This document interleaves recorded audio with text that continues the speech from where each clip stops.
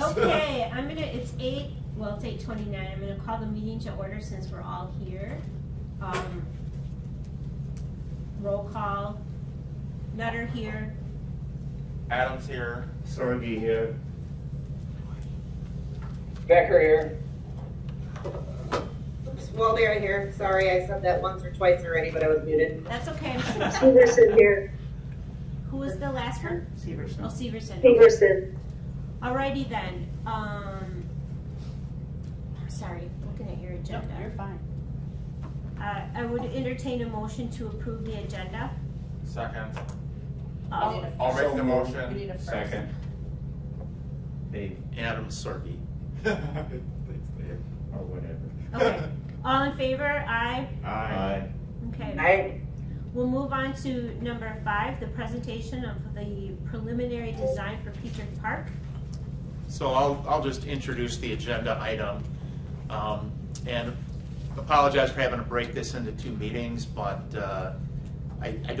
we had a pretty full agenda last week anyways, and I think that this discussion could take a little bit of time, people with questions and stuff, so we just wanted to try to do justice to the seriousness of the discussion on the Pietrek Park improvement plan, and that's why we scheduled a special meeting. We don't want to overburden people, although you probably all saw that there's another special meeting next month with ELU. So And by the way, we'll talk about cannot that some other attend. time. I just got the email. I wasn't Yeah. asked if that was a good date. I'll be in Montana, so Yeah. I won't be. That's the date ELU suggested. So and Jeannie, just let you know, Madam Chair, I'll have to leave at Okay, 9:30 just at the leave latest. when you're ready. All That's right. fine. So I think you all got. Can you pass this over to Becky, please? I think the committee members all got the presentation from me yesterday by email that Phil Johnson from SRF Consulting is going to do. So we'll let Phil do his presentation, and if you have questions as we go along, feel free to ask him. Otherwise, I'm sure at the end we're going to have some discussion about direction and how do we split things up, what do we prioritize, that kind of thing. So, Phil, you there? I am. Thank you All for. right, I'm going to turn it over to Phil. Okay, appreciate you having me here. I'll give you a view of what we've got going here, which is out on the West Coast, and I appreciate you making this accommodation for me. I'm going to share my screen. The presentation I'll go through is a summary and kind of a deep dive at the same time. So what we're trying to do is kind of help facilitate the discussions in a way that gets it, to everybody with as much information as possible. So what we're doing is a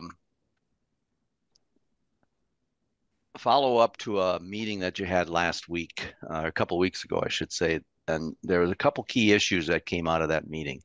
The design concept, getting an idea on what that is, preliminary cost, and we did a kind of a deep dive, but it's preliminary, and that's the key to this. We talked about pond maintenance, or you talked about pond maintenance. I have some feedback on that, and also some feedback on the bridge and the bridge concept cost. So with that, I'll go into the design, and this design was developed through cooperative efforts between our firm and Trempealeau County, and primarily Dave and Jack, and we were given some pretty clear directions on the master plan. So we took a look at it from a perspective of what is the best circulation, what is the best positioning of things, what is the best way things link together, how does each one of the facilities get supported in this plan. And so we started with the idea of well, we're calling it on the screen the swimming pond, but everything moving forward is going to be called a recreational pond. The DNR in their designation of what is a swimming feature and what isn't, allows swimming or these recreational ponds to be used in these ways because of they don't want to get it into the same classification as a swimming pool. So it'll be called a recreational pond from now on. So what I wanted to show is that we have a 1 acre pond here with a beach on one side, and there'll be edge treatments all the way around the pond. We had that kind of centered with a changing building in there with a kind of a dry building, not a wet building. Then it has a major parking lot of 47 or 37 stalls. We have some stormwater issues that we have to deal with. From a DNR perspective, this line, the north-south line, I don't know if you can see my hand going up and down here, but the north-south line is really where there's a line of demarcation, and everything on the right side of that line is considered existing, and that has a certain treatment level, stormwater treatment level that's different than the area on the left side, which is new. So the areas on the right side have to have a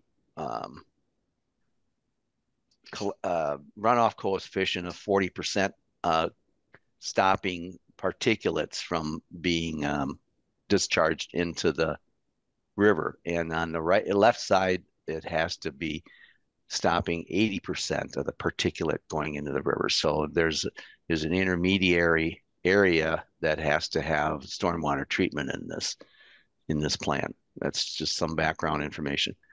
But back to the design. So we've got a pond, we've got a changing area, we have a parking area, we have a stormwater facility. We felt it was pretty important that parking lots are not good to have drive-through lanes as far as circulation. Cars moving in and out, you want to get that off of the main circulation areas. And with your campsite to the north, and what we anticipate is the continued growth for Pietrek Park and utilization, that we were going to have a wider road coming in from the highway. And then we were going to also have a road larger going north-south as well, not as large as the one coming east-west.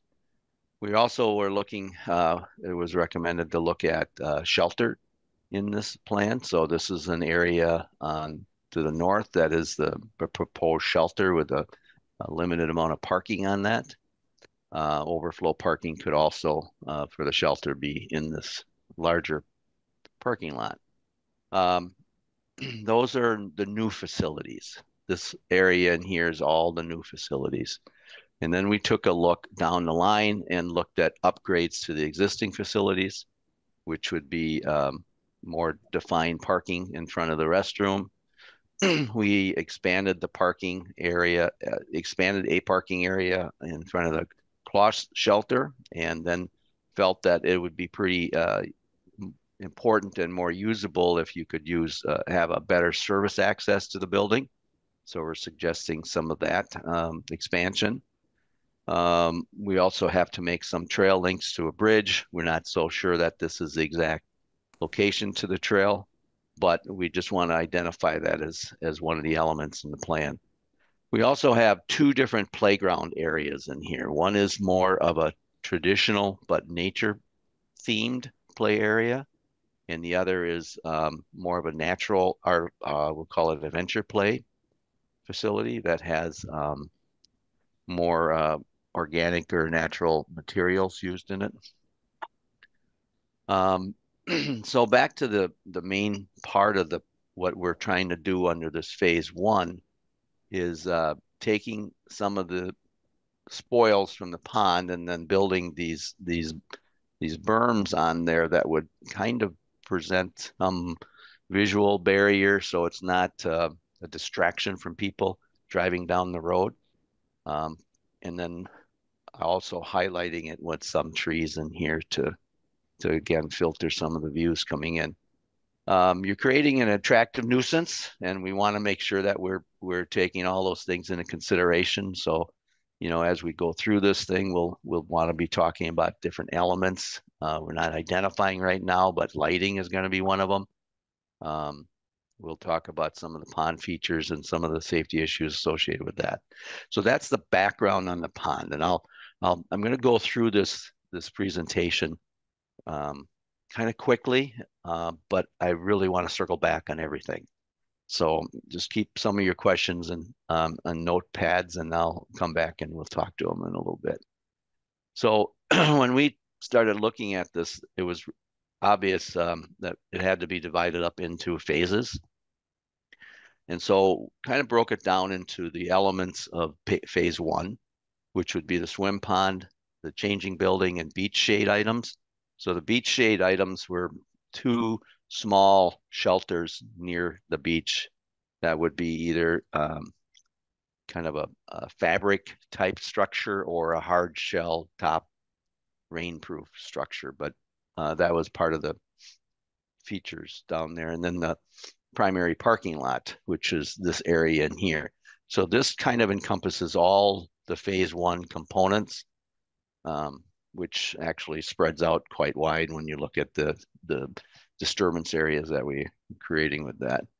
Phase 2 are essentially upgraded facilities in the yellow, and the phase 2 is just the hardscapes of things that go around your existing facilities plus the additional shelter.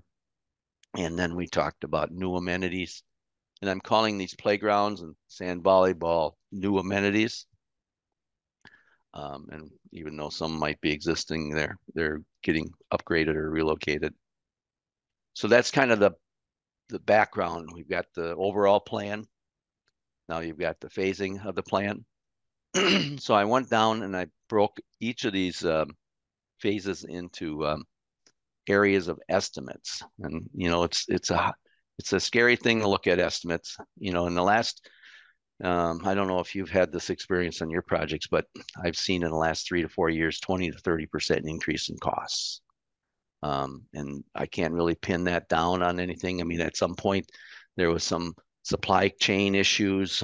Then the labor availability was one of them. And I think it's settled down.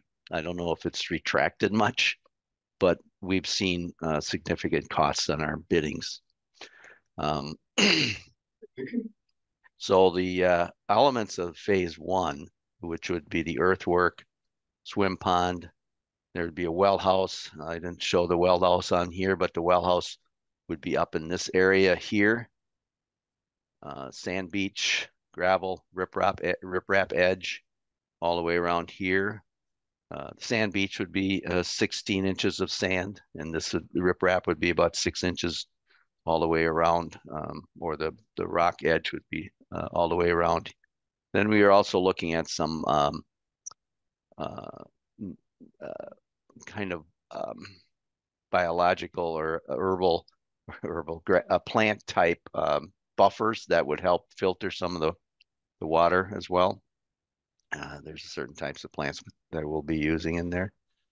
Earthen berm with native seeding, which would be this area up and around here.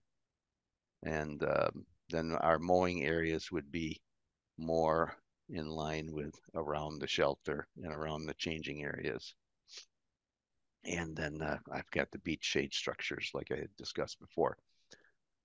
So the pond, as we get into, I got a more detailed breakdown of the cost, but the pond is about, with all the features, and I'll go over what those are, included is about $250,000. And that includes the well house, the metering system for and the water pumping systems that are going to be in on it. It has the I'll just show you the detail as we get down into that a little bit. And I came to a low-high approach to the cost. So if I take the contingency out of it, the $429,000 for that development is what would be the low without anything getting too crazy on it. as far as cost. Feeling pretty comfortable that that would be a base cost to start with. And then I have a 30% contingency built in to all of these estimates, and that's what's going to represent the high cost. So phase two, phase one is the swim pond, but I'm not showing the parking lot as part of that.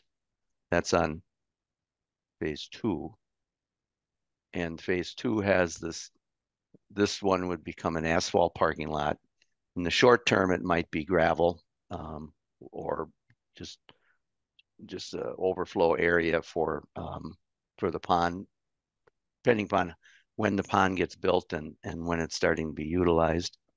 Then we had the upgrades to the restroom and to the claw shelter. Got some let's see, parking lot, miscellaneous walks, and then I've got a lot of these connecting walks as part of the phase two. And we don't show it here, but we're going to have a connecting walk to the restroom from this facility because this will be a dry building, and then we'll have to have this as your toilet building here. We also were looking at possibly in these areas near the dry building is having these wash off areas where you can wash the sand off yourself before you go into the changing room. So these are details that we've kind of had discussions about since we've done this initial plan. So that'll show up as we work through the planning process. Phase three is the team play areas and adventure play areas in the volleyball court and the costs associated with that. So I've broken down the opinions of probable cost into different categories so you can kind of see what the unit costs are for each of those. The ranges that we have in here, recreational pond, as I mentioned, beach changing area, the building, and I'll show you some examples of what that building could be. General excavation, beach shelters. Beach shelters are those smaller shelters toward the beach area, which would be probably in the $5,000 to $6,000 range with those sun shelter types.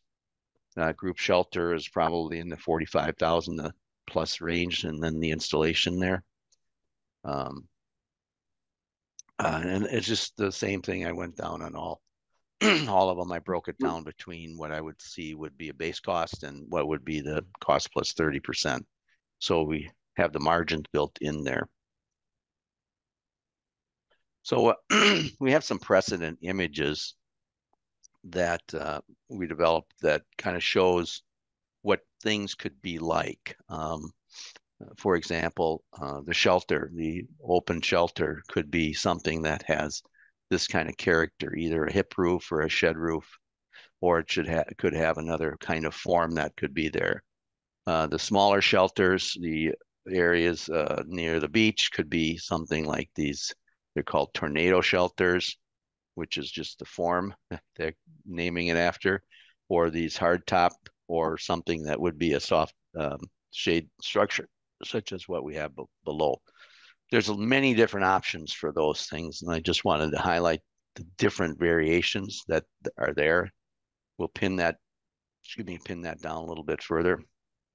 If you wanted to, go toward a form that would be played out in all of the shelters, you could, use these ascending forms here, or you could use the more traditional forms on the other styles. Precedent images for changing buildings. Now these have a wide range of options.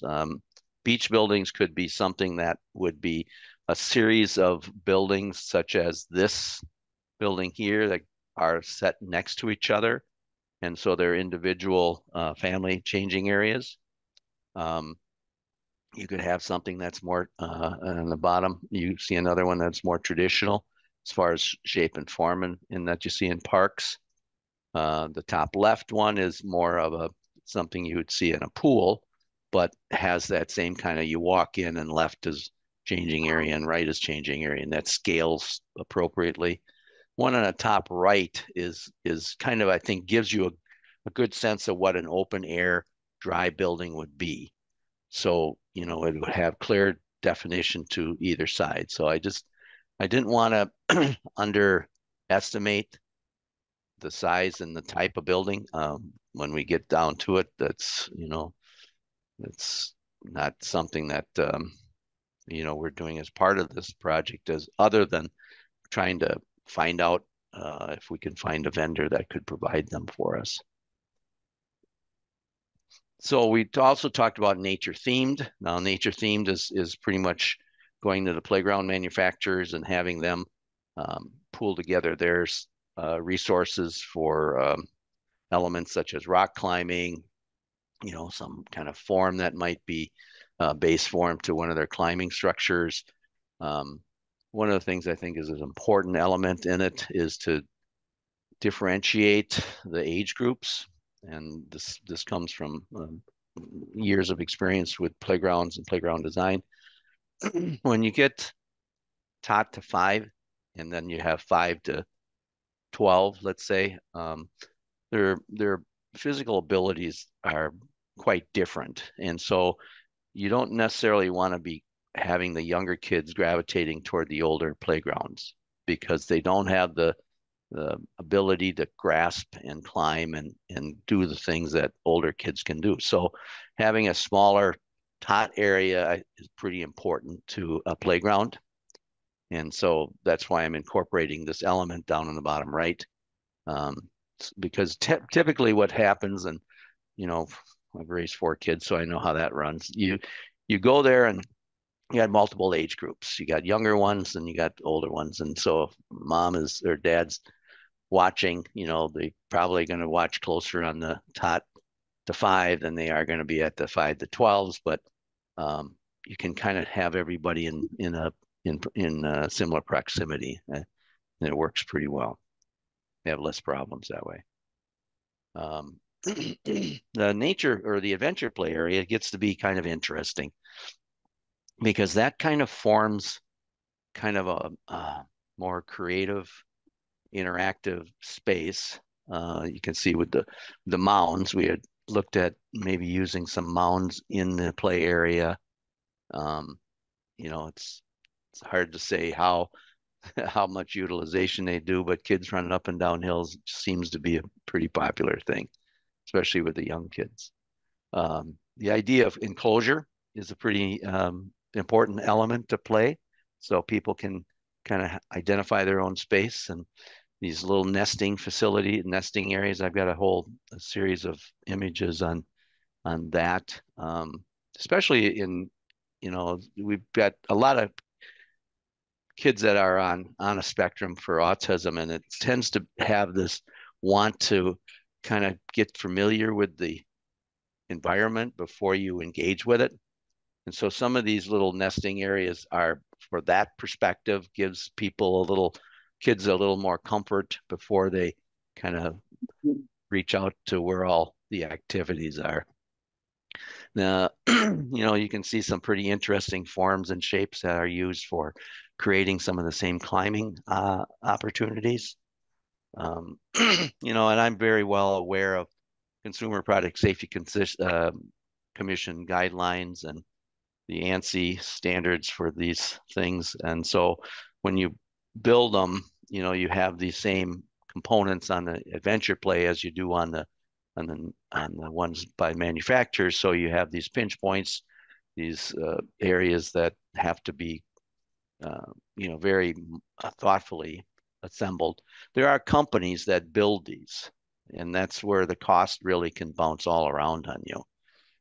If there's elements that you can have built is one thing, but that you can build locally is one thing, but there are things that may have to go outside to a vendor. Maybe some of these swinging objects might be that way.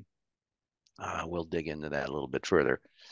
I think one of the interesting things about adventure play is that you can introduce some things that you typically don't introduce into more traditional playgrounds. And this is what I'll call is a water runnel, which allows you to make a mess up here and get it all muddy and gooey and then let it flow down here, and then it's all nice, muddy and gooey down there. So you can haul these activities with putting rocks in it, putting dams in it, and all that other stuff is kind of a nice way of engaging kids in this kind of environment. I think it works really well. So those are the backgrounds on the plan, and so Dave and I have been working through this planning process and what we see as to be the schedule. And what we're hoping to do is get some direction from the committee to move forward with this plan so we can start some engineering drawings. And the engineering drawings are going to start to pin down, all the grading issues, all the excavation issues, the nuances that we've been going through with our pond designer. And we feel that, the earlier we can get started on that, the better. We're looking for bidding in April, 3-week bid period, award in May, and then it would go on hold. And there's a lot of things associated with funding that have to kind of clear the hurdles, and then looking at construction after the Ashley for the Arts event, and then complete the pond by mid-November.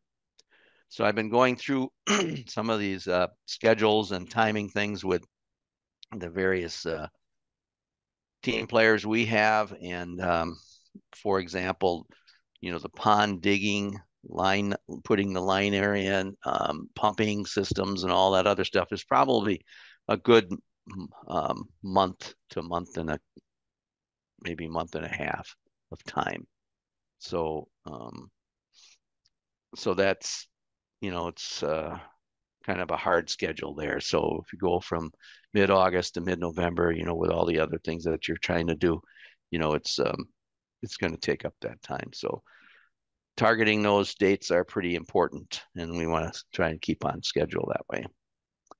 And I'm just going to touch one other point on here, was on relative to the bridge, because we're also starting in the study of the bridge and bridge location. We've done some preliminary GIS data gathering to find out both the floodplain areas, as well as the best location for this, and the situation where you come from Pietrek Park to the east side of the river, or the Trempealeau River, you go down quite a ways. And so, how those grades and everything work out, we're in the very beginning stages of that. We have some basic foundational ideas that we're starting from, is that for snowmobile trails, they're typically 14 feet wide.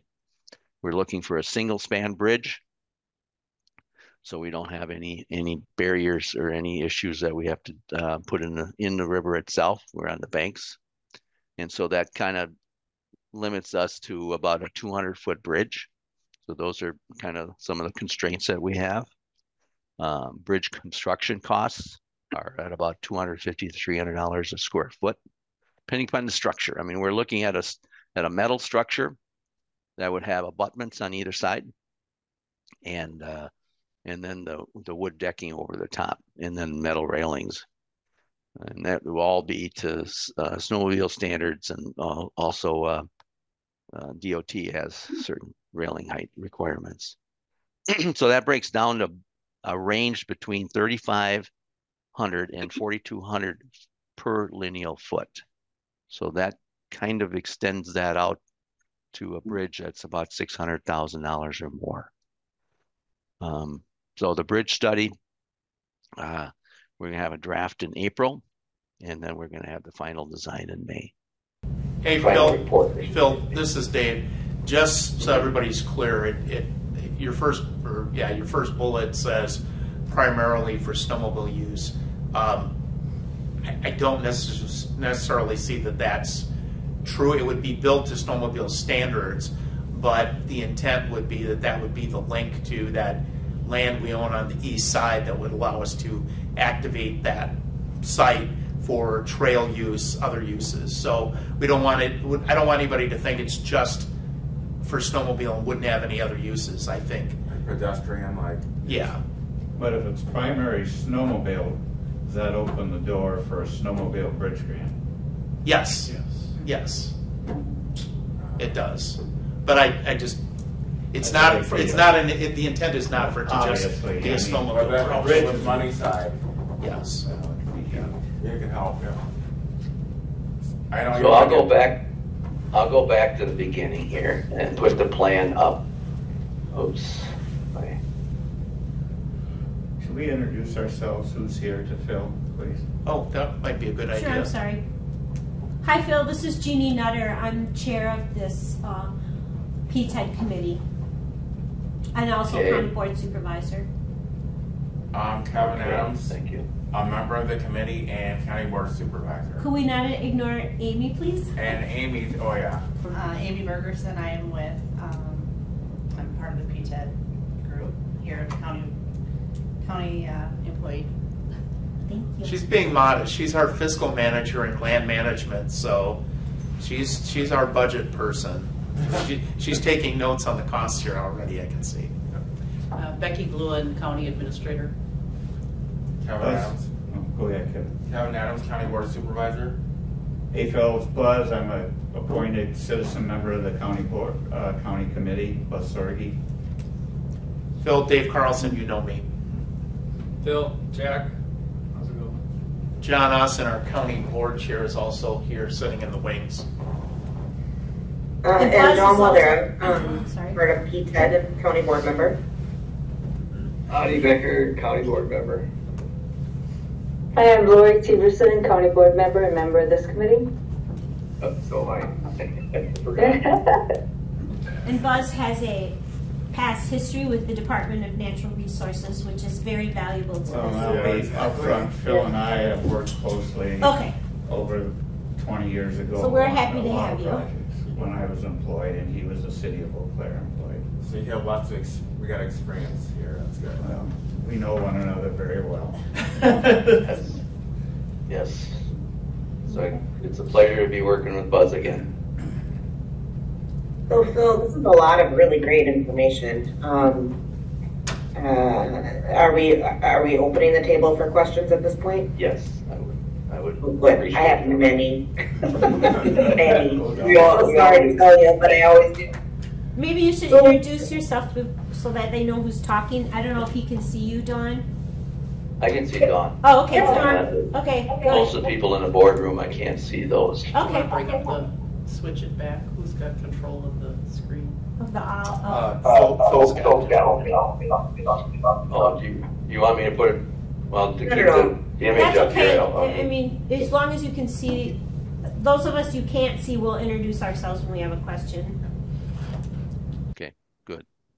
So one of the things that I think has been a question for all of us, or at least several of us anyway, has been the cost of the upkeep of that rec pond. Now, you mentioned that early on in your comments, but I didn't see any kind of a cost estimate and what the work would be to maintain it. Okay. Well, let me go through the pool considerations, the pond consideration breakdown that we have. So we're partnered with a gentleman, Corey Ziggert, I should say, from Wisconsin Lake and Ponds. And Corey's done, I would say, conservatively 100 ponds in the state of Wisconsin. To me, he's the kind of the leader in this industry, and he is on the he's kind of closer to construction side than he is to the design sides. But his experience is there's a wealth of experience there, and we've tapped into him. And we obviously have to have the engineering component, and that's what we bring to the table, as well as some of the design elements too. So we've had some lengthy discussions about the pond construction, pond maintenance.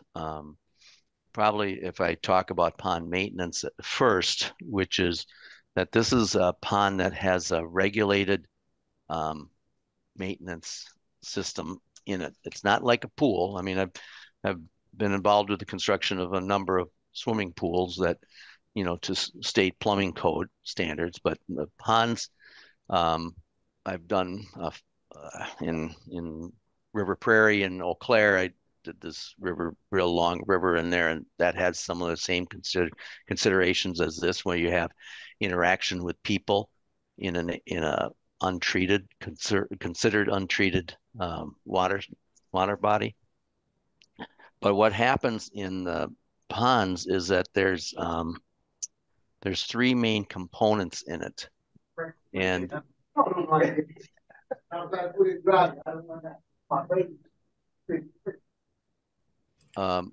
there's three main components in it. It's aeration, mixing, and dosing.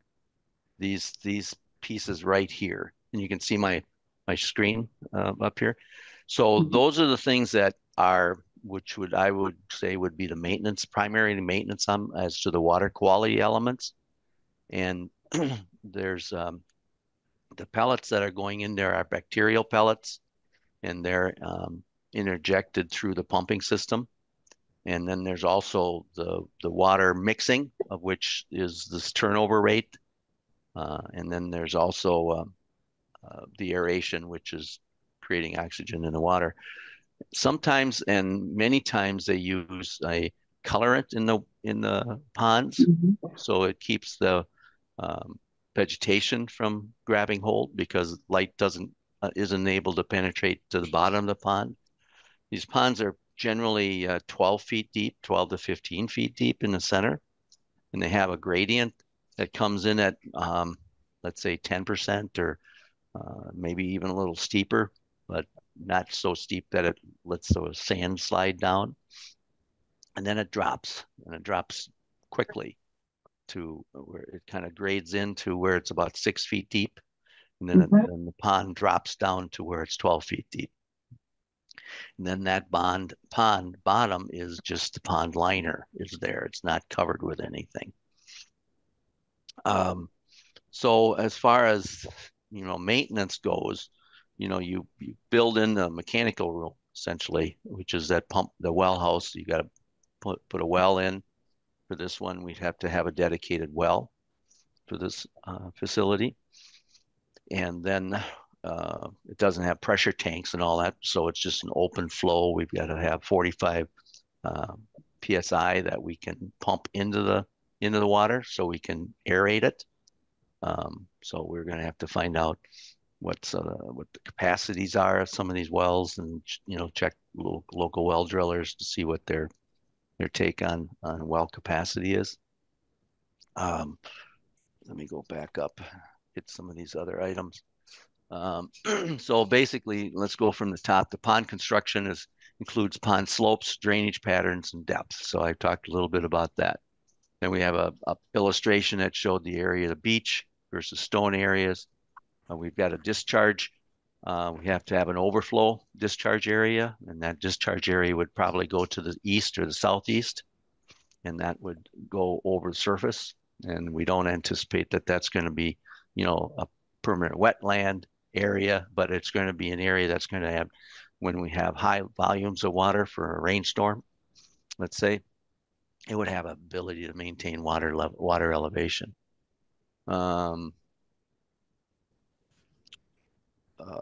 Discharge location test hole.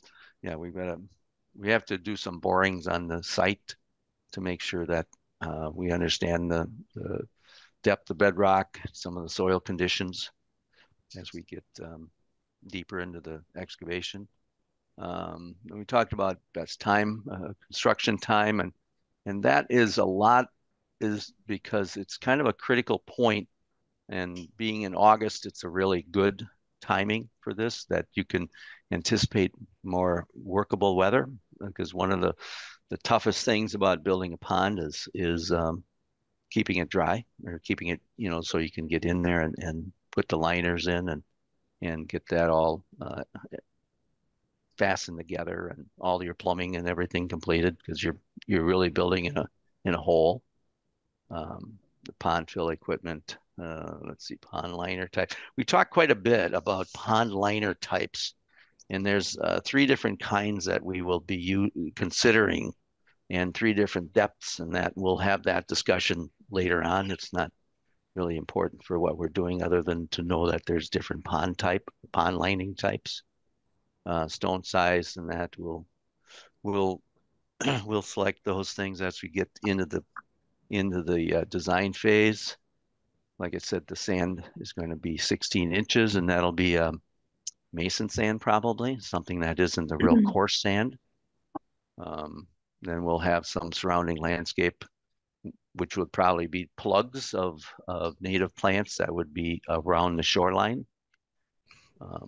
Then we'd also have some aquatic plantings that would help with water filtration. Electrical requirements, we're probably single phase. We're not going to be doing a lot of major pumping, a lot of big pumping equipment. Like I talked earlier about aeration, mixing, and dosing. Other pond uses, and we've had it between Dave, Jack, and our team. We've had some discussions about other pond uses. So, those are the kinds of things that will be coming from a program perspective more than a design perspective. But we want to make sure that in our designs that we allow for these program changes. There was some, a lot of ponds have these other amenities in there. So one of the concerns about building a pond that you haven't had before is how popular it'll get. And so if it gets so popular that you're thinking, boy, I wish I would have put something in there, like a floater of some sort that they've used. If you go around the state, you see many of those ponds, swimming or recreational ponds that have these big amenities in the center. And we partnered with commercial resource specialists who that is their arena. So if we want to get into that discussion at any point, we want to make sure that the pond bottom, pond depths match up with the kind of features that you would put in there. It's just one of those things that you don't know just how popular it's going to be and what kind of demands. And you're going to have an event there that's going to put a lot of pressure on it. You're going to have a single event that's going to overload that. What is that going to be? And some of those things are like, are we building it big enough? Are we building it with enough features and elements in there to keep the people using it coming back for more? Water quality management. The pond people are probably saying that it's probably maybe $1,000 a month to operate the pond. And I'm saying, I don't know exactly what that cost means. Is that electric cost? Is that pellets costs? Other things? I'm finding out more about that, but my experience with swimming pools is that there's a lot of costs associated with swimming pools, but I'm not seeing that transfer into a swimming or a recreational pond. So I think they're pretty self-sustaining. Right, Lori, I was just going to suggest that maybe Lori could speak to the committee a little bit more about this. She has a rec pond in her campground. Okay. Has quite a bit of experience and is very knowledgeable about the upkeep and expense. So could we pause and let Lori? Sure. That's great. Appreciate it. Thanks, I'd appreciate it very much. A couple of things. Obviously, Wisconsin Lake and Ponds is definitely the way to go. I would think that one of the things that they would talk to you about is what specifically are the uses for the pond, because it looks like you're trying to mix in a lot of different activities, and I think it's kind of important that our group understands what this is going to be used for, because the costs and the treatments are very different depending on what you're using them for. So do we know for sure if we're going to just do fishing or swimming?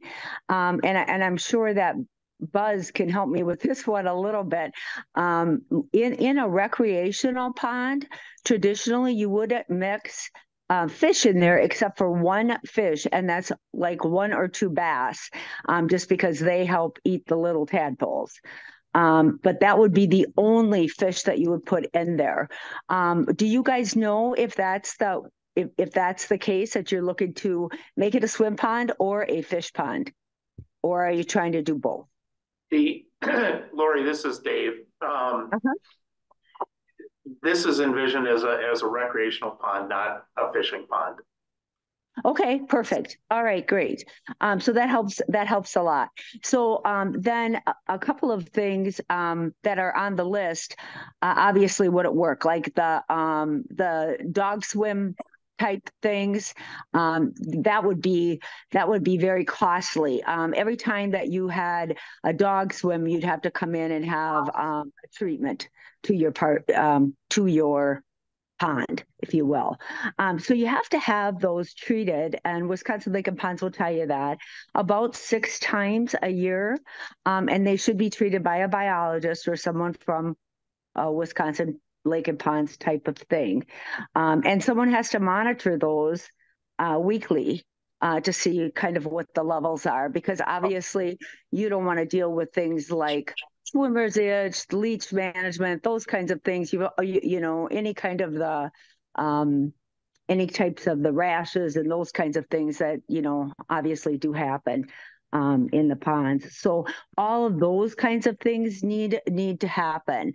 It's about, I would say, you know, our cost just for that piece of it is about $10,000 per season, if that helps.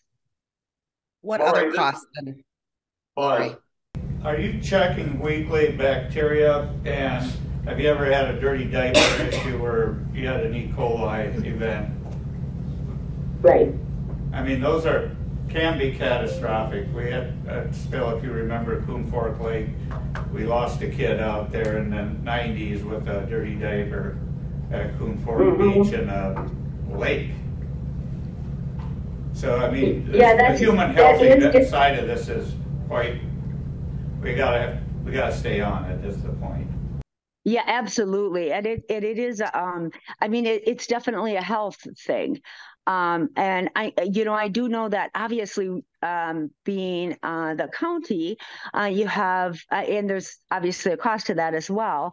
But you do have someone that can check your water for you and that kind of thing. That's a separate sort of issue. But the health department could definitely help us with that. Obviously, I know that several of the recreational ponds actually use the health department for that. Excuse me, Lori. When you said $10,000 annual, what does that cost include? That cost just includes those 6 weekly visits and they actually bring like the coloration that you were speaking about of the water, and it's looking at, does it need treatment and that kind of thing. Obviously, if it does need treatment, those costs are up and above. Well, one of the things that we were talking with Corey was that if this was done in-house versus contracted, so the pumping, metering, and dosing would be not done by an outside contractor. It would be done in-house. Of course. Yeah, and that's the same thing that, yes, those costs would not be in my $10,000 price. What kind of turnover rate are you looking at here, Phil? How many days are you going to let that water sit in the pond? Well, the aeration is going to be, or the mixing and aeration is going to be an ongoing thing, because it helps with dosing for the bacteria. What I'm concerned about is we're going to probably have a shallow water well in a riverine floodplain that's going to be loaded with nitrogen and phosphorus in Trempealeau County. And if we're staying over 7 days, even though if we're keeping those algae cells in the light regime, which you're going to do, it's a consideration that I'd like to talk to lake and pond guys about. Generation time for algae is 7 days about, and they probably, maybe they deal with that with just coloring the water up and you don't let the light in. I'm not sure about that, Buzz. I think that would be a really great question, because I think you're correct in that, and there are some things that they can do to help that. Corey would certainly be able to answer those answers for sure. Surely not his first time. I'm sure they've dealt with it, but I don't know if they've dealt with a base water quality condition out of the groundwater that we're going to be seeing. Have you, on your existing well, do you test that for sure they don't regularly in test the for city. phosphorus. We've probably got a pretty good insight on nitrates, Phil, but just looking at the Trempealeau River, which is getting that shallow groundwater discharge to it, it's through the roof. Buzz, I would think they would have to have some, I know, like, I think that just because of the campground part of the park, I think they do have to have the water tested. I know we have to test for nitrogen, but they won't test for phosphorus. Okay, gotcha. Okay, perfect. Nitrates pretty standard. That's got to meet drinking water standards, which is 10, which far exceeds environmental standards for stimulating plant and algae growth. Mm-hmm. You know, Buzz, going back to some of the stuff we worked on, I would think the well is going to be a deeper well than what other things would. I don't know what the well for the campground is, but I would think your phosphorus would dissipate a bit as you go deeper, if I'm thinking that. There, Phil, we got a unique geology in the county that causes very high levels of phosphorus in the groundwater. It's a sandstone layer that's full of little critters that were deposited millions of years ago, and depends on where you're at in that aquifer, what you get. Mm-hmm. So you guys, one of the things that just kind of is sitting in the back of my mind is that I'm really excited about like this whole thing, right? But I think we have to understand through a more formal process what our annual costs could be. I understand that it would be an estimate, right? Because it would vary depending on pond conditions and various things. But before we can bring something like this for a final approval, would we not need to bring somebody in here to give us a good idea of what the costs would be? And then we can figure out whether some of those costs could be saved through having some of our staff do the work at the county level. But I don't know how we can possibly move forward without having a little more info in that realm. I got a Lori. I have a question for Lori. Lori, that $10,000 a season, is that including electrical? It is not. And then I agree with Dawn too. I have some questions on. You're going to have to winterize it every winter and open it up in the spring, and that's another cost. And Phil, I really appreciate you did a good job of the presentation. But what is the life of that liner? And then when is it like 10 years, 15 years? And then do we have to replace the whole liner? And then that cost could get pretty prohibitive. And then I understand from Lori too that we would have to use a very specific liner most likely if we actually wanted to be able to use the pond for skating, because otherwise right, something about that, Lori? It's not really the liner, Dawn, but it's how deep it is. And I think you hit the nail on the head. You said between 12 and 15 feet is what you would have to do. And I'm sure that you got those numbers from CRS. And that's for putting the inflatables in. Is that correct? Well, the inflatables relate also to the spread of the inflatables, so you can have depth that you can dive into or jump into. So you can't oversize that inflatable. That's the point I was getting at. Jack, did you have something to say? Oh, okay, I'm sorry. This is Jeannie. Dawn, I do agree with you. I think knowing our county board, they would not be in any position to make a decision unless they knew exactly what we were talking about financially. Yep. And you guys might find some savings by, like you said, by it being a county park, and that there may be some things that you could do internally. And I don't know how that accounting piece of it works, but there may be some things you could do internally. But one thing that you would have to have a staff member do for sure is that weekly monitoring. You wouldn't obviously want to have Wisconsin Lake and Pond come out and do that every week. That would be very costly. Jack, have you? We were all pointing to Jack when Lori made that comment. Yeah, Jack, I know has some experience with this, so weigh in there, buddy.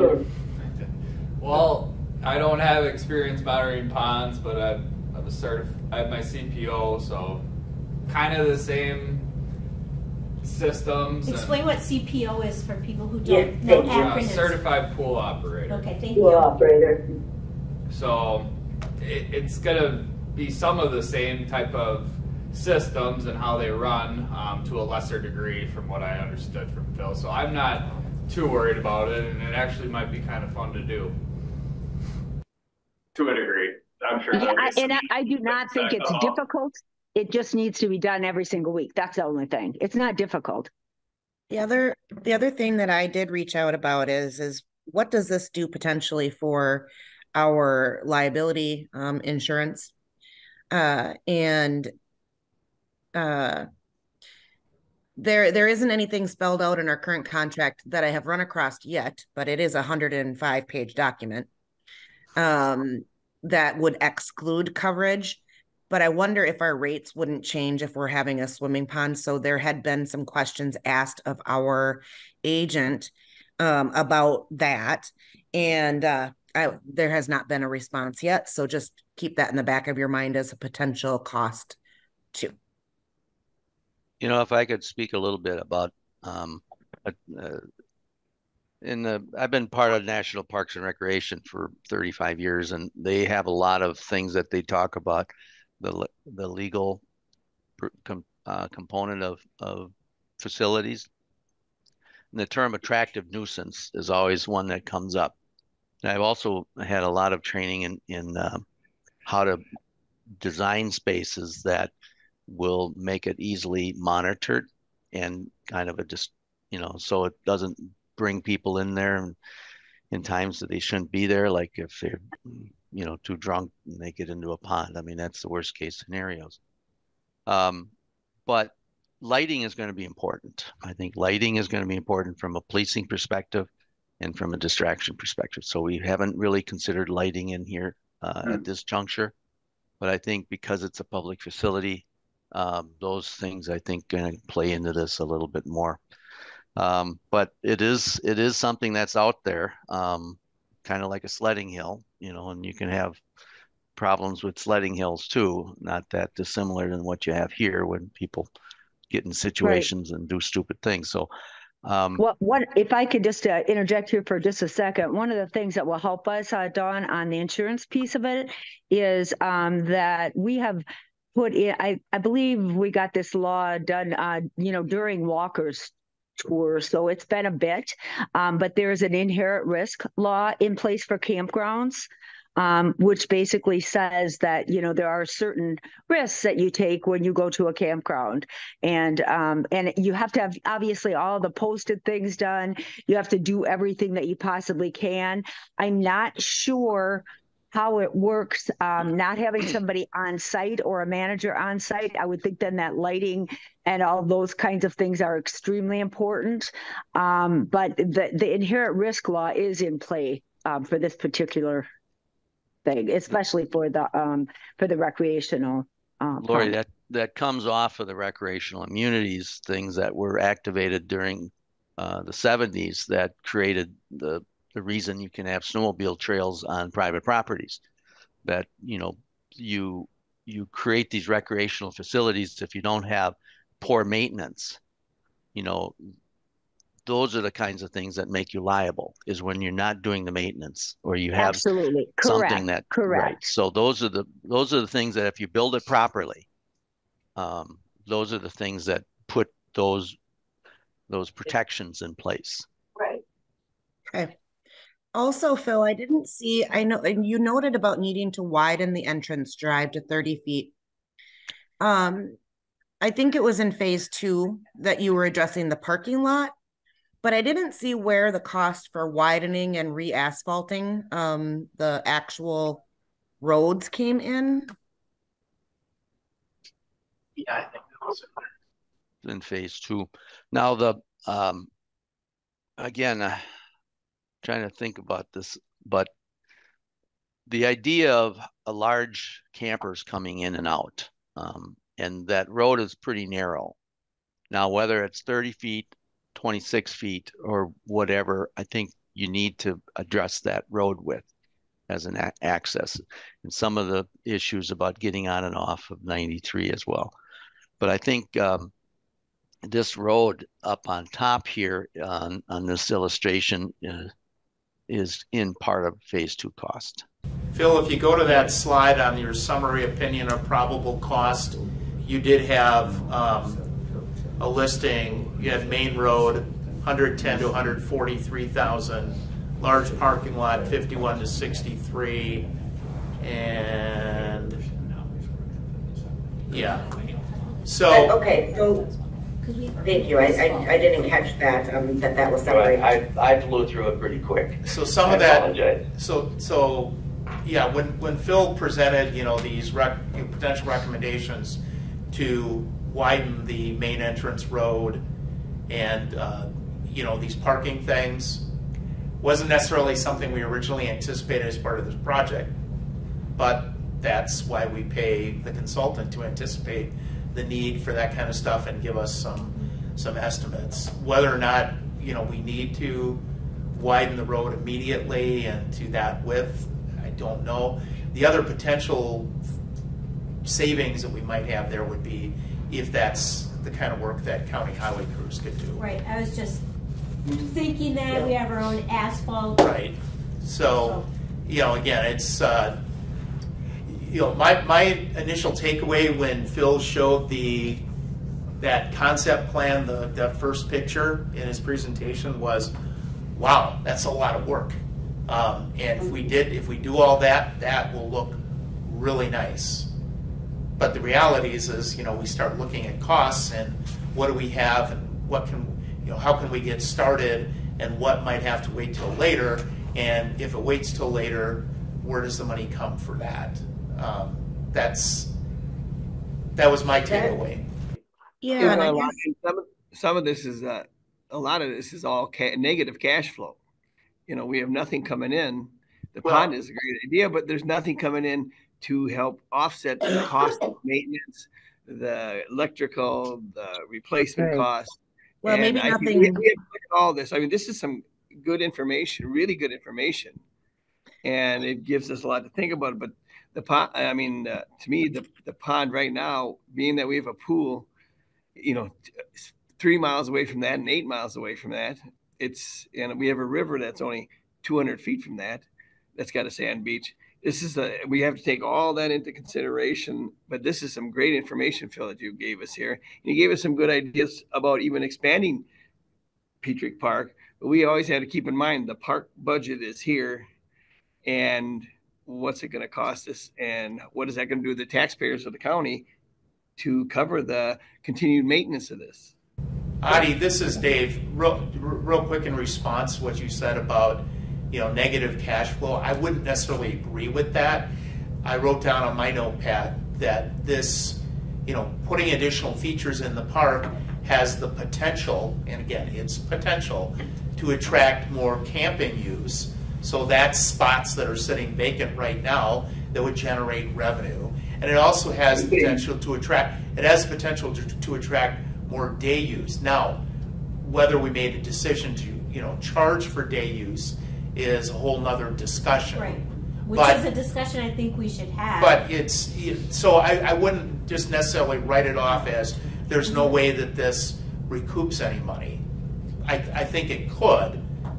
We kind of have to see how our big weekends in 2025 go, and how many people we're getting in, so we can take good numbers of what we're looking at those weekends where we're busy. Memorial Day, 4th of July, Ashley. As far as cost goes, Yeah. I think that's all Wait speculation. wait a second. Buzz is talking, so if we could just have one person talk at a time. One of the things we haven't discussed here at all is I'm getting the impression that the county is going to try and bear all the costs of the development of this park feature. And one of the things that I've learned over the years is you take this out to our public and see what the interest is on moving this forward at a public scale. I mean, I'll use the example when Phil and I were working on the restoration of Half Moon Lake, which has been a $2 million expenditure by the city of Eau Claire. So scale it up, scale it down, doesn't really matter. But we did two things. When we learned of the interest of using within the community, we found that 80% of the people in the community were using that lake. And when we started with that lake, you could walk across it basically, right, Phil? It was hyper-eutrophic, and with the less than 15 years, it's been restored to body contact recreation, which is going to meet water quality standards for the state of Wisconsin. And you can go to that beach any day in the summer now, and you'll have 300 to 400 people on the beach. Not saying we're going to get that, but the point is, if we take this out to the public a little bit, demonstrate what the opportunities are here, where are those other contributors potentially that would bite off hunks of this development and contribute at a 40, 50, 30, maybe larger percent to assist the county in the development of the park? We haven't asked that question of the greater Trempealeau County community yet. We took it out to them as a design concept and was very supportive. Now you got something on the table that we're going to have some numbers with pretty soon. We've got some timelines, some schedules. Are people willing to assist in the development to help the county defray some of these costs for the short term and maybe even in some context the long term? What I found that people are very generous when they believe in a project, and institutions more likely are likely to contribute. Like our banking system in the county, they have a mandate in their charter. They have to contribute a certain amount of their profits each year back to community development. Same with Ashley. They were looking for places to contribute when we met with them last year. I know it doesn't fit in the time frame, but how could we even do a night? How could we do a what? Well, when we had the original design, remember, Lori, we went down, it was at the Ashley Center down at Arcadia Schools, and I was amazed at the amount of people that came through. I don't remember those numbers, but they were significant. There were 3 different sites that the plan was presented to, correct? Neither of you were weren't there. Before my time. But it was presented at 3 different sites, and I think your idea is really good, Buzz, to engage. You know, we need to have more engagement with the people in the community and to bring this plan out and talk about it more and get I mean, even when we did the survey about what do we want to see at the park, we got a lot of feedback. Well, that's how we got to the pond. Right, right. I mean, this didn't come from the committee, this came from the community. Right. Right. Well, guys, you know, one of the things that I think about too, I'm very much for this. I think maybe I might come across as if I'm not, but I have questions and I think we need to dot I's and cross T's. But one of the things I think about is when I look at the size of the pond and the size of the beach, I actually think it's too small. Because when I think about all of the people in our area that go to like Lake Wazee and some of those other places, honestly, they are used a lot. Just throw that out there. One of the things that I would like to see, Jack, if you could help us with this, is talk to us a little bit when we start to compile some of these numbers and information. If you could talk to us a little bit about how much parking we currently have. So say we put this pool in right away and the additional parking is not going to happen until phase 2. How much do we have right now? And then what do you think that the costs might be to do the landscaping around there? That's a significant, amazing landscaping opportunity, and I just know what it costs for us to keep that up. Just what kind of costs might there be incurred in that? And then I think it's very important, and Jack, you already brought this up, but we need to know what are the number of site nights that are available there. In other words, how many sites do we actually have today? And then how many of those nights in a season are they being used, if you will? So those would be important things to note.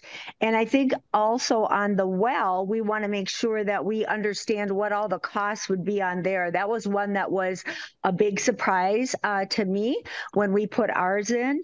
One of the things that I just about had a little fit about was how long it took to fill that that pond. I had no idea that it would take me 45 days to fill that with one huge well, filling it in. It's not like we filled it in with a garden hose, but it did take, I mean, it took 45 days. So having the right kind of well and understanding that it's going to be that long before you can get it up and running, just prior to winter there might make some difference in some of those decisions as well.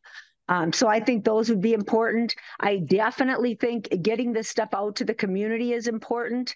I think you might want to really look at the playground part of it and make some decisions that are much more park oriented than necessarily commercially oriented, just from the perspective of who your customer is. You know, they're more that definitely outdoorsy kind of promotion there. And then I think it's really important to concentrate a little bit on the canoeing, and maybe if you want to do some sort of teaching about how to canoe in there, or do some kind of canoeing part of thing, because that is one thing Trempealeau County is dying for. I mean, we actually have 22 canoes that we're not even in that business because we don't have a great place to launch them or do anything like that. And I think at Pietrek Park, Buzz, correct me if I'm wrong, but I think you do have some more opportunity for that type of thing, correct?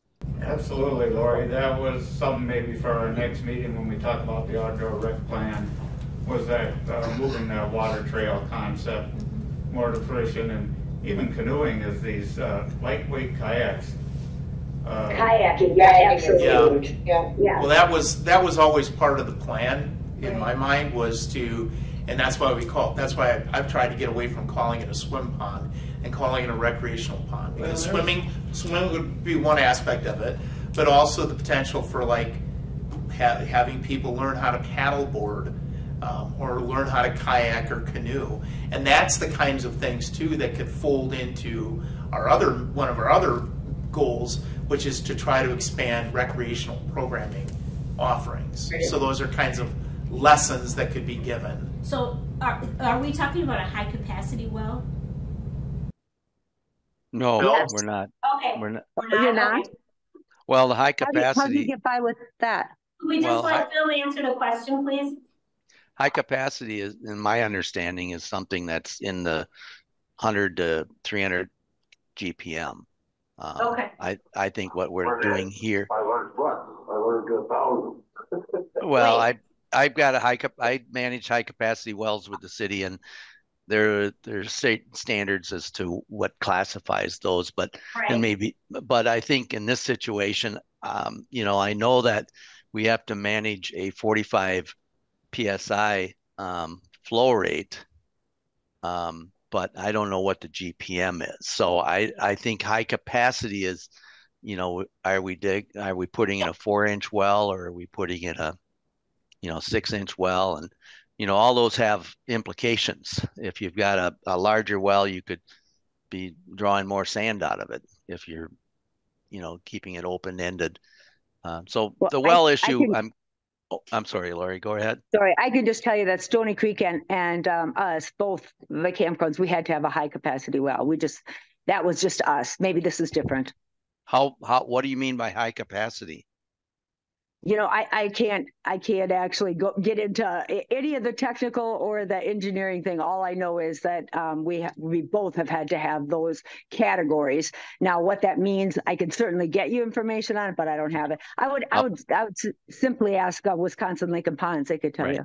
Yes, and he's got it. Told me, I had a question into him as to what the GPM is, and so that will tell me a lot. That'll tell you.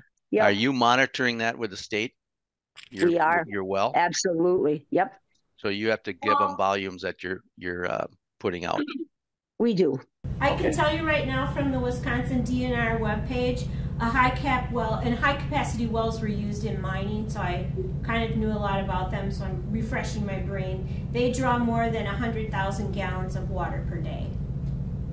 That's what a high cap well does. Yeah, I don't think we're doing that. Okay. I have a question. I get the point. Oh, I'm sorry. Sorry, Phil.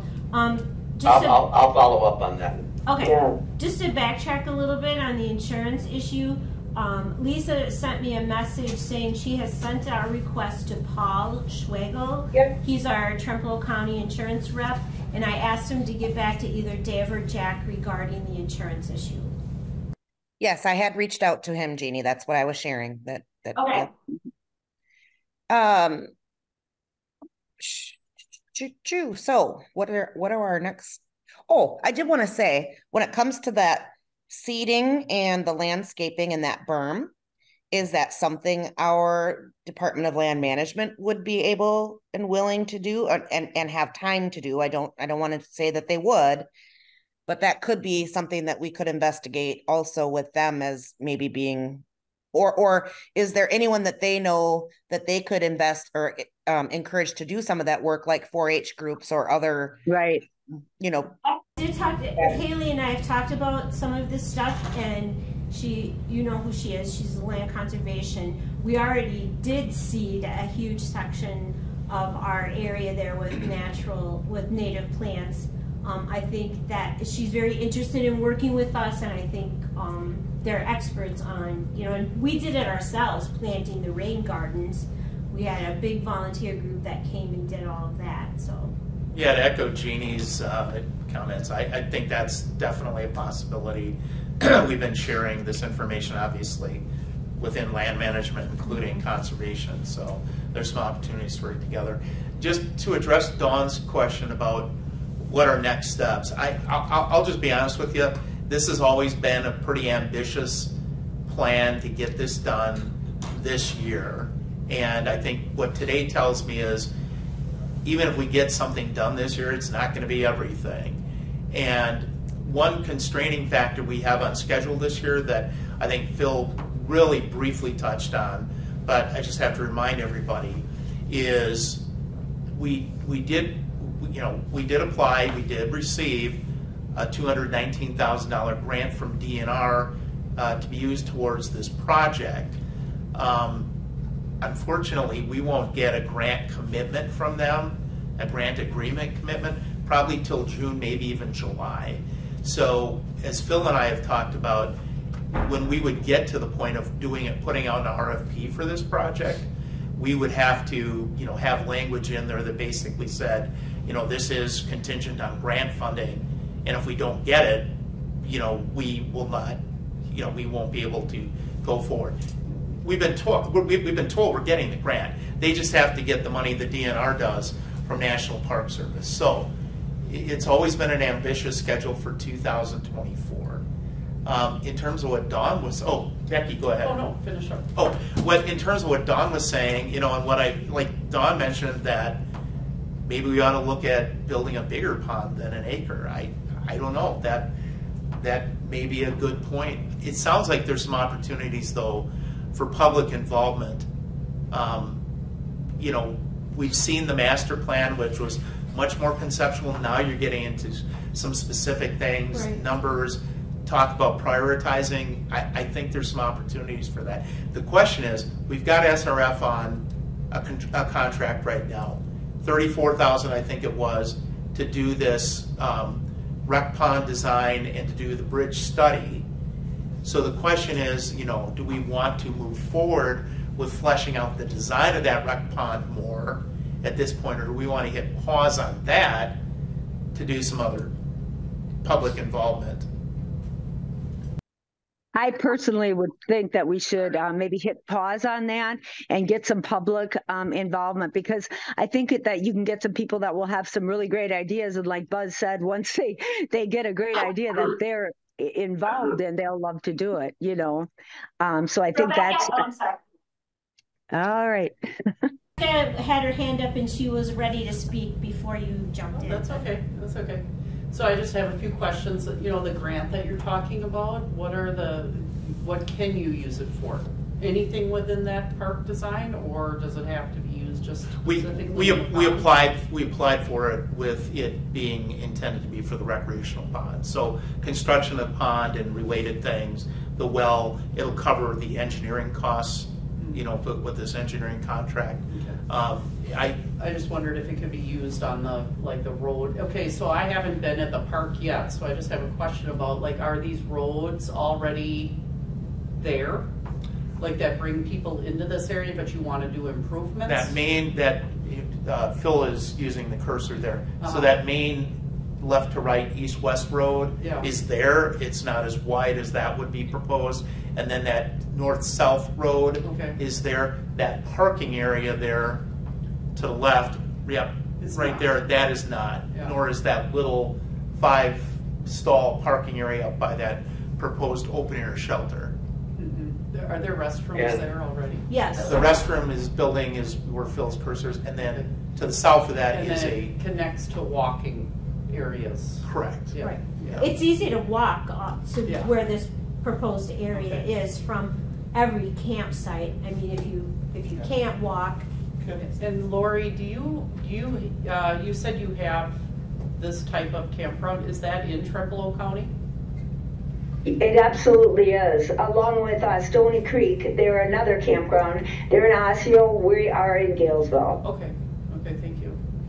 Yeah. You bet. Well, I totally agree on the pausing and the public piece, and just anyway, that's what I would agree. Well, I got a couple of design questions for Phil when you got a minute. Go ahead. You have the floor. Okay. One design, Phil, it's kind of the Captain Obvious question. I'm sure you thought about it. But you've got your grading and your swales also. There's absolutely no chance during an extreme weather event we're going to put 2 foot of water on this pond, right? You mean on a rainfall? Yes. Well, we've talked about that, and there's going to be an overflow point that will discharge. Well, I'm not worried about what falls on the pond. I'm worried about the land that drained. We want this whole site graded such that the storm water is conveyed away from. Exactly. Okay. No. And then number 2. I'll call it a beam that goes around the pond. Okay. And then everything outside the beam drains away from the pond. That's where I thought, and I think people need to understand that. So if we get 6 inches of rain, you're going to get 6 inches of water on it. End of story. I get it. Could we also take a look, just for families with small children, what would be the cost in that changing house having bathrooms in it? I know it's going to add expense, but if I got 2 little kids and I'm mom, I'm not going to want to. When the event happens, and it would be. You got to cross 2. You got to cross the parking lot. You got traffic. You got all that stuff. And I had that thought too, Buzz.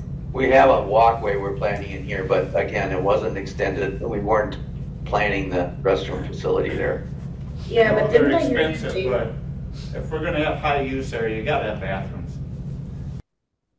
And didn't I hear you say, Phil, that you were talking about having a pump or something to be able to wash sand off with?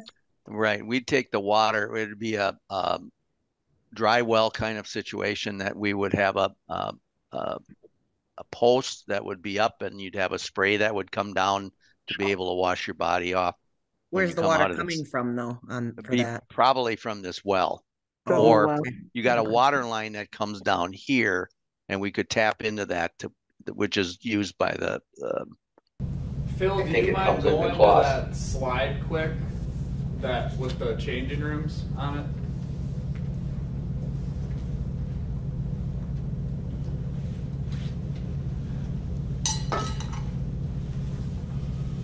That one? Yeah. Yeah, so that top right one, you could do a lot of those things he's talking about, possibly have plumbing, have somewhere to hose off. I think something like that top right area is kind of what we might be thinking. But if we're planning on potentially doing plumbing at the time of doing all of the work on the road and all of that makes sense, right? So it's not something we would want to add in later, ideally. Correct. If I could just interject here from a schedule perspective, it sounds as though public engagement is going to be the next step for this, if I'm reading the crowd right.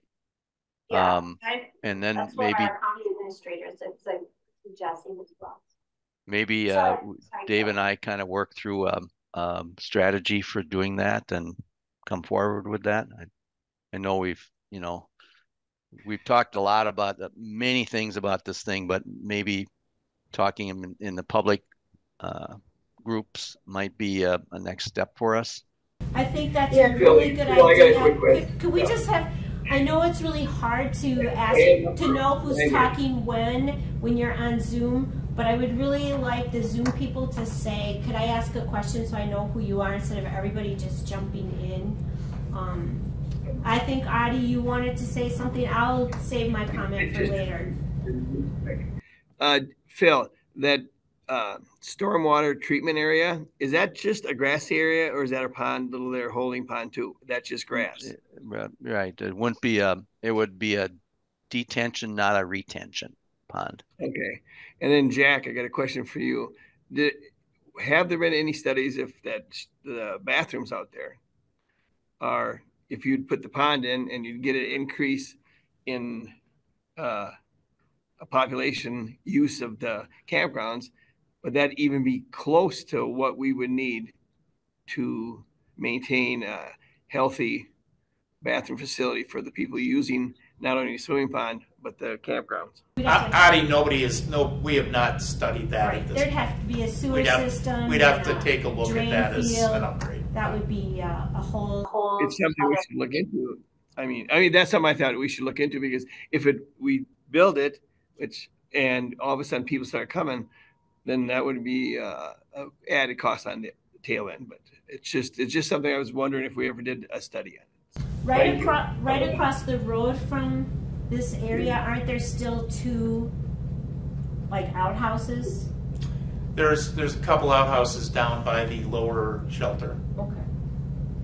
Phil, one other question we haven't talked about. We've talked on the cost end of this thing a lot. We haven't talked on the benefit end of it a lot. Benefit, we're just directly rating to day usage or increased park. But the bigger numbers when we do projects like this, on some of the lake work I did, was, do you have any economists that work in your shop that could give, what's it cost for somebody to come there and day use this thing? I mean, we ran some numbers on one of the lakes project I was working on, and what we were relating back to was, I'll use that example, it was Round Lake up in Polk County, and every day user that came, it was $225 a person. And then you take that times the 0.5% sales tax money coming back to the county, and you start running that, then all of a sudden you're generating off-site real money to the county and bringing dollars back into circulation into the county economy. So it isn't that this thing's just a coster all the time too. This is it's a revenue generator by the people that come and use this. They're going to spend money, they're going to go get ice cream cones in Independence or wherever and spend some dollars. It's going to be a day outing for a lot of these people, and they just don't come there and not spend money in either Arcadia or Independence, most likely. May I speak? Go ahead. Just a couple of things on that. I think one of the things Dawn had brought up kind of really early on is that there are other counties, obviously, that are doing that specifically with the day use, and they do it a couple of different ways. Fond du Lac is one that does a lot with day use. They do contract that out, if you will, so they have someone else that actually runs that program. And Outagamie also has one, and I believe they run their own. So it would also do us some good use to kind of get some information from those counties that are already using it, and then we can get the impact economic study from folks as well in that area. But the things we do need are from Jack. So we need those site nights. How many sites do we have, and that kind of thing, because that we can then easily calculate what kind of money we could raise from having those campsites filled all of the time. And between Stony Creek and we can certainly give you information as to, what happens in the business world when it comes to that, so that you could at least compare those two things, if you will. But again, I think that we need to make sure we have some of this information before we send it out to the public, so that we have the answers when they ask us the questions, if that makes sense. Yep. Yeah. I can't figure out how to raise my hand on the screen, so I'm raising my hand. Just say, I would like to speak. Go right, ahead, okay. Dawn. Well, so two things come to mind. One, I do think that we would be able to gain a lot of information through looking at some of the other county parks that Lori commented on, and I think that's worth pursuing and important. Two, I think that we definitely need to understand the annual expense that we could potentially be incurring before we take any other steps. And three, my understanding is that we have to do something with this land this year. So how do we be sure that we're meeting that obligation to not potentially lose that property if we're going to need to delay this? Dave would like to answer that question. So I've talked with Mr. Schenk, have told him what what path we are going down in terms of the rec pond. He thought that was a really good use for that land. He's not really concerned about that time frame. I mean, I know in the original agreement it was to have something done by the end of 2024. Things are going to slide. I mean, I will loop back with him and let him know. But I don't think is going to be a concern as long as we're kind of moving forward, which we are. Good. What would we need to do to get like that annual cost? I'm sorry, Audie, and I'm sorry I didn't ask if I could talk. Nobody else is chiming in, so go over. I'm just trying. Hey, Phil, make sure we get if you stop sharing your screen, I can put my screen up, and then we'll be able to see the members on the call. Yeah. Okay, now we can see everybody. Dawn, you have a question? You can go, Don. You can go. In all the excitement, I have no idea what I was going to say. Actually, what I was going to say was, who do we engage in finding out annual expenses? How do we get there? I think we can work with Phil on that, and do a little bit more homework to try to pin that down. I apologize for us not having that pinned down a little bit more at this point. We're still towards the conceptual end of the spectrum on this than the operational end. So I think that now that we know that it's an important issue. I briefed Phil on that. We just didn't get quite to the point that I know you would like. So we'll bring back some more information probably in March. I think what would be good is for you and Phil and Jack to get together, maybe me and Lori, who's the vice chair of this committee, or whomever, to talk about, and Buzz, because I think Buzz can bring a lot to the table, to talk about how we can present this to the public. It's difficult sometimes to engage with the public. We have public hearings. Nobody comes unless we're talking about guns or masks. So we need to figure out how to, and I think how we did it before with the road show, going to different places, like someplace in the northern part, like in Osseo, Arcadia, Galesville, to present this to people at an open meeting. I think Jeannie makes a good point about that, and I was not here for the public involvement we did on the master plan. It was good. But I think it is really critical that we spread that public involvement opportunity around the county, because here's the thing I've kind of learned in 2 years is that there's much stronger support for the park the closer you are to the park.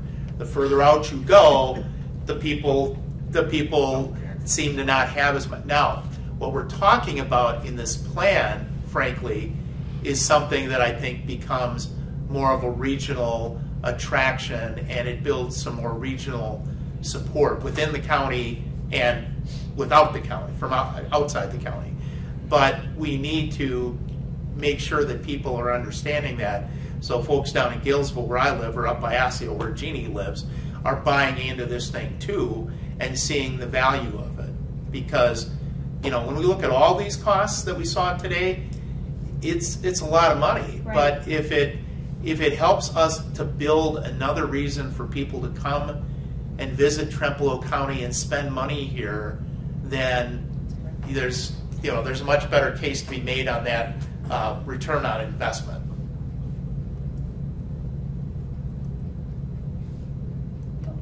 And I will, by the way, because it wasn't asked, but I thought of it, I'm going to loop back to DNR and just play the what if question with the grant. Like, what if we can't construct this year? Is that grant still available for next year?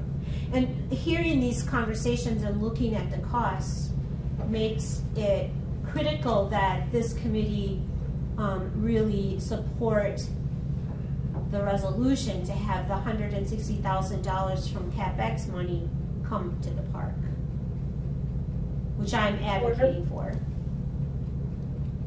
Dawn's got a body's got I've got a question.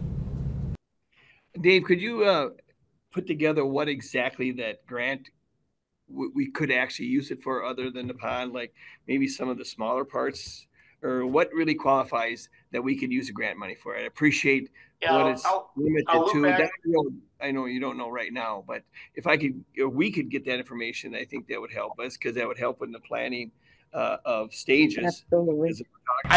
What I can do is I can send. I've got my contact at DNR, and I have asked this.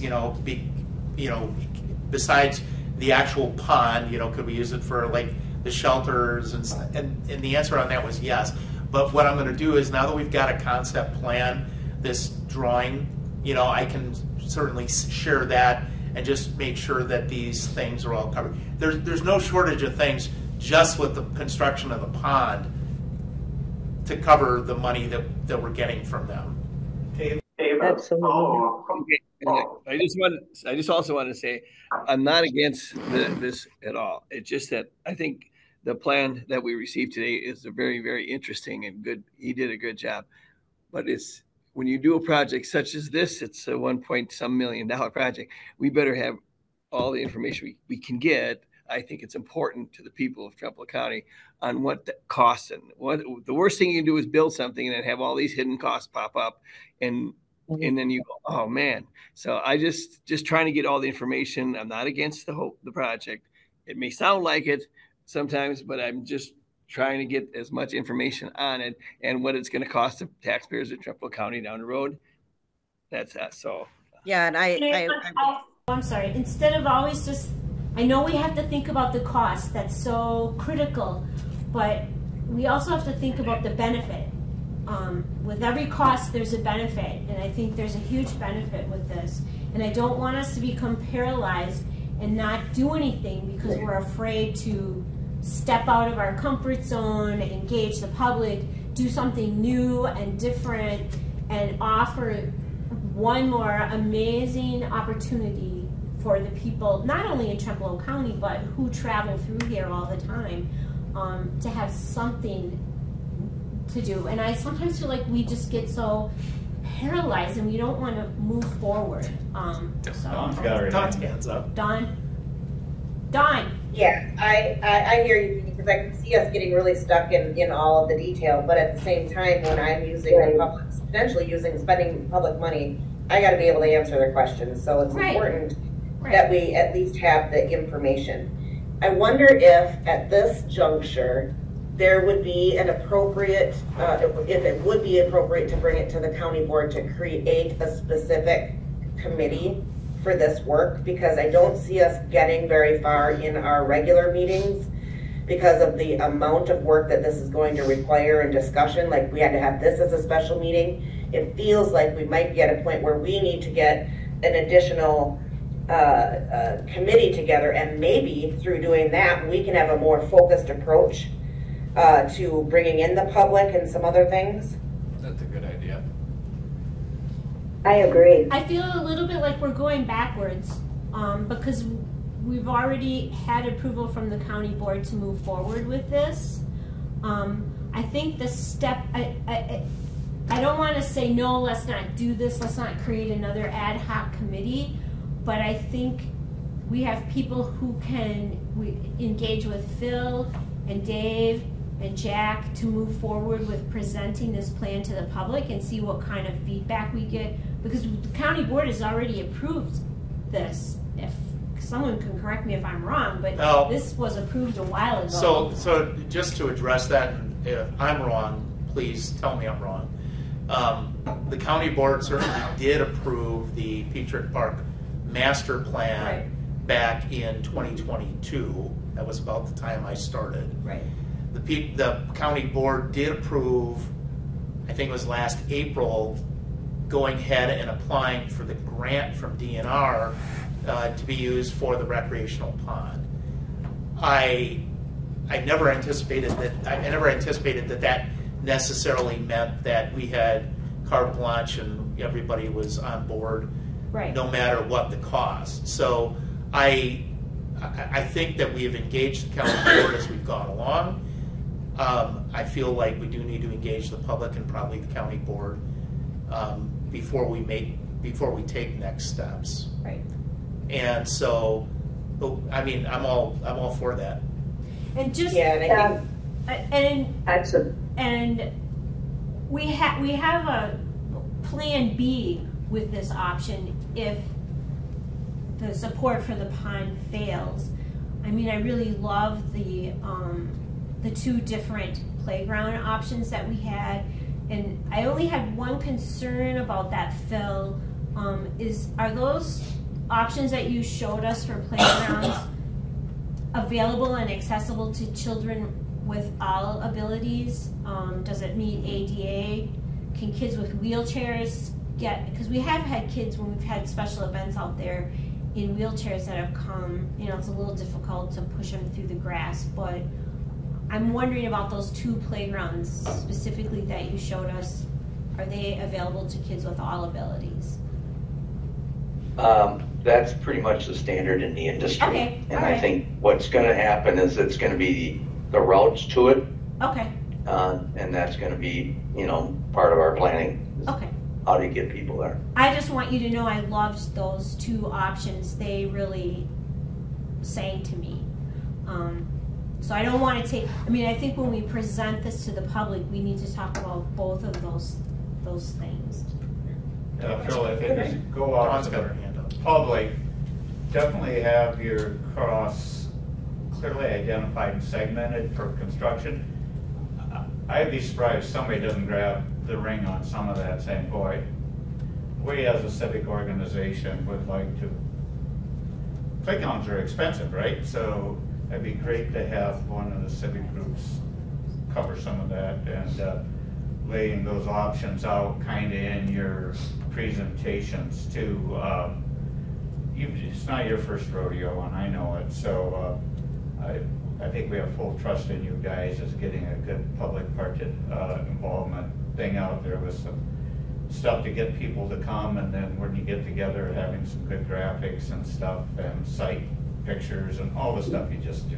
And I've talked about this before. There are a bazillion grants in the state of Wisconsin and through the feds for playgrounds. Tons of them go unused. Phil, Jeannie, may I speak? Yes. Well, I think Dawn had her hand up. I don't know for how long, but okay. She's waving off. Go ahead, Lori.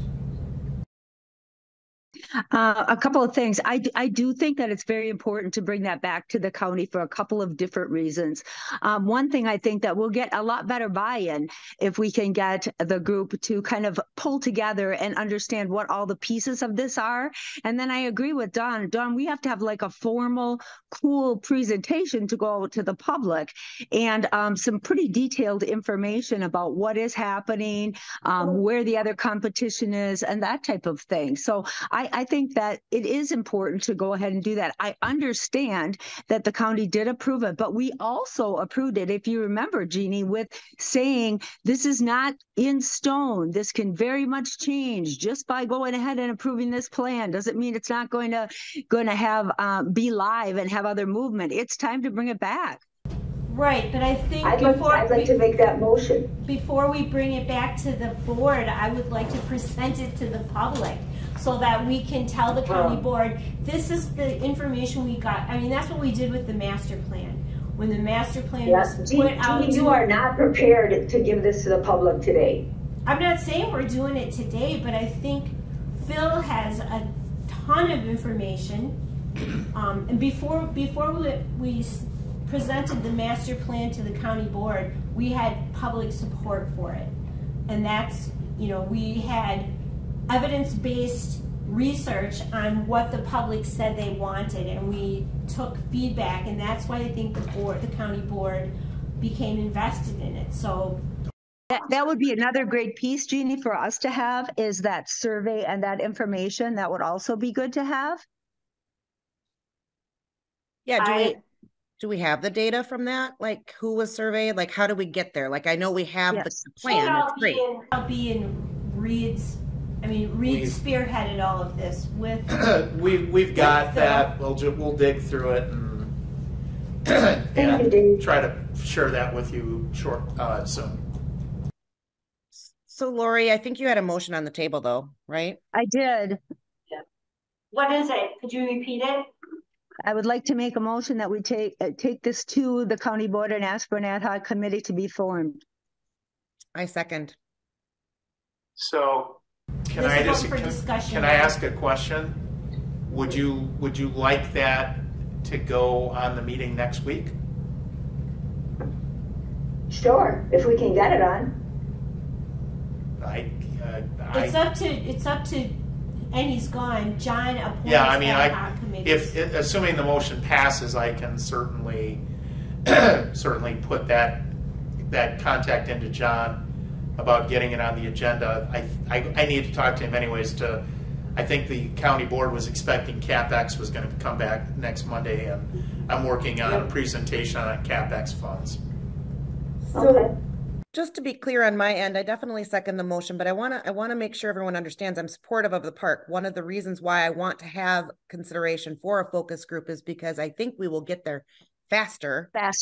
And we will also be able to get engagement, I think, better, and potentially also be able to bring on some people who are opposed to it.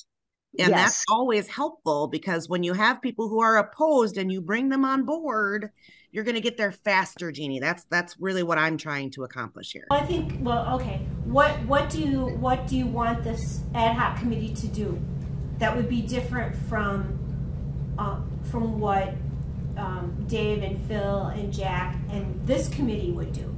I feel like we're abdicating our responsibility to another committee.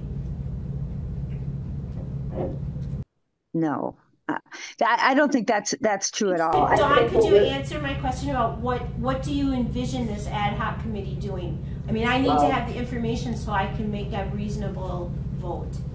Yeah, I don't have a problem with that, but I guess I'd be partnering. I would envision us partnering with Dave and Jack and being able to create the agendas and really just this. So this meeting today is very long. Yes. Just talking about the park. If we try to continue to do this work as part of our standard PTED committee, we will not get anywhere. We don't have enough momentum. So we would get people together, we would create the agenda and figure out the next steps here. The ad hoc committee would come back to PTED to report. We'll have discussions and updates and get people's input, certainly, through our regular PTED committee. But if we don't do something that's actually going to have focus, we're never going to move. But keep in mind that board could be different in 2 months. Yeah, and all the committees could be different in 2 months. So it could be. It absolutely can. Buzz has a question. Do you have citizen members of that ad hoc, or is that only a county board? It should be citizen members. No, I would definitely look for citizen. Absolutely. And I would look outside of just park interest. I would look at people that maybe have the greater interest of the county vision there too, also. Right. So this is something that John does. And he'll have to do it in the next. I mean, but do we say, okay, we're not going to? Well, I just think the faces could change, so I don't know. But I guess we just have to move forward and hope. Make the vote. Yeah. So I will call the question, and we can vote on forming the ad hoc committee. And there's only 4 of us left, I think. No, 5. Yeah, Audie's that's still for a on, quorum, right? too. You do. Yeah, we do. We have 5. Okay. Is Audie still on the call? He is. Yeah. Okay, so there's Yeah. you, me, 5. Okay. All in favor of forming an ad hoc committee to study the pond Aye. issue? Take Our action. plan- Our phase 1 plan and phase 2 plan.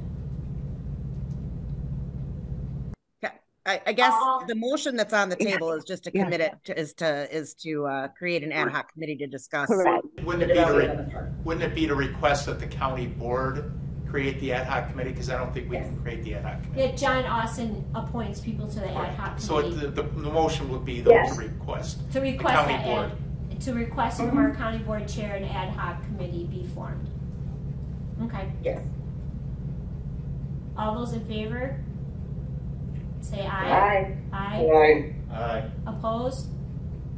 Motion carries. Okay. Are there any other, Phil, do you have anything to contribute to this last bit of conversation we've had?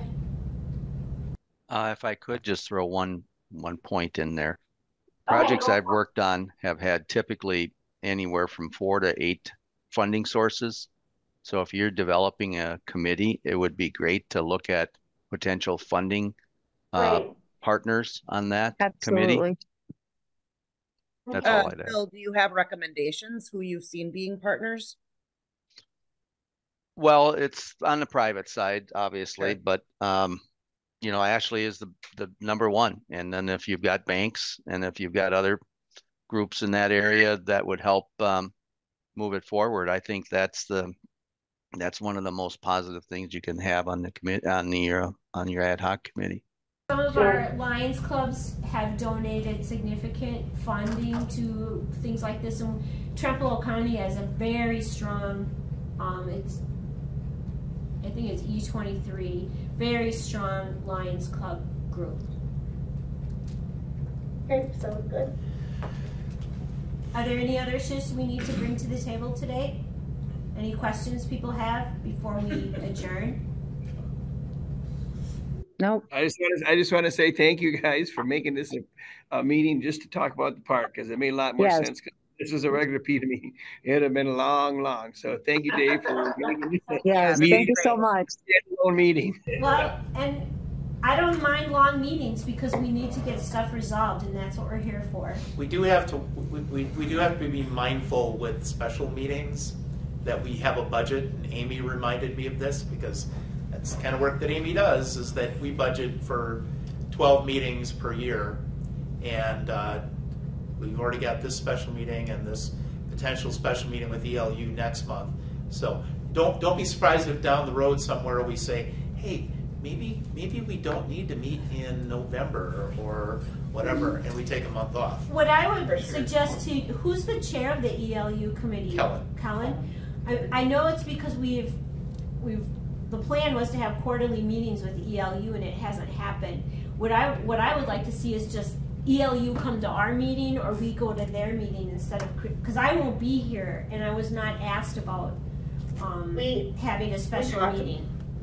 We talked about that in ELU, and the concern was that both of us have, our agenda is quite full.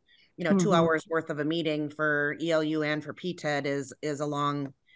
So then if we came to each other's meetings, would we have enough time to address all of the things that need to be addressed? We have the issues of having public, what are they called? Comments. Public hearings.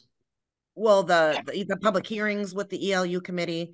And even though I don't mind long meetings either, I still have a work obligation. Yes. So I can't just I can't meet for 4 hours. I can't. No. Okay. All right. Well, I'm sorry I'll be at the meeting on the 14th, but that's how it is. how is it I'm going to be with my family and my Montana, so I don't know if I would have time to. I only see That's okay. Yeah, I mean, we could definitely look at a different date, if you wanted to talk to Kellen. Yeah, I sent an email. I'll see him this week. Okay. Okay. I gotta go, guys. Okay. I gotta go. Adjourned at 10:25. Bye. 10:24. Thank you. Thank you.